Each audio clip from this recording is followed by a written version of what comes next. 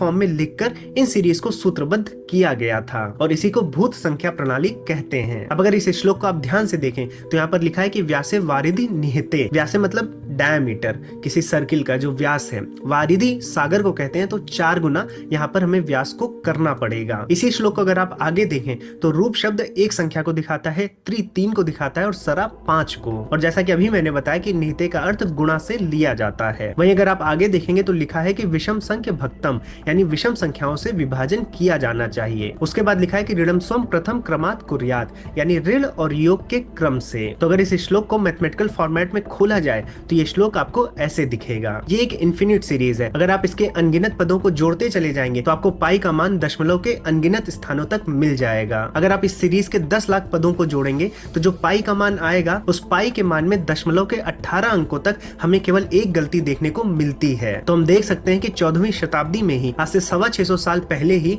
हमारे आचार्य माधव जी ने ऐसा एक सूत्र दे दिया था जिससे पाई के 18 अंकों तक का मान सही सही हमें मिल रहा था। और आज हमें इसे कैसे पढ़ाया जाता है? आज हमारे स्कूलों और कक्षाओं में इसे ग्रेगरी लिबनिट्ज सीरीज नाम से बताया जाता है, क्योंकि वेस्ट वाले मानते हैं कि ग्रेगरी लिबनिट्ज सीरीज की खोज 1671 और 1673 ईस्वी में हुई थी। अब इसमें आयरनी ये है कि ग्रेगरी और लिबनिट्ज आपस में खुद लड़ गए थे कि उन दोनों में पहले इसको कौन खोजा है, इसीलिए बाद में झगड़ा सुलटाते हुए इसको ग्रेगरी लिबनिट्ज सीरीज नाम से जाना जाने लगा। लेकिन हकीकत यह है कि उससे 300 साल पहले ही आचार्य माधव जी ने इस सीरीज की खोज कर दी थी और आज इसको एक्नॉलेज करते हुए वेस्ट वाले माधव ग्रेगरी लिबनिट्ज सीरीज नाम से इसको पढ़ाते हैं। अब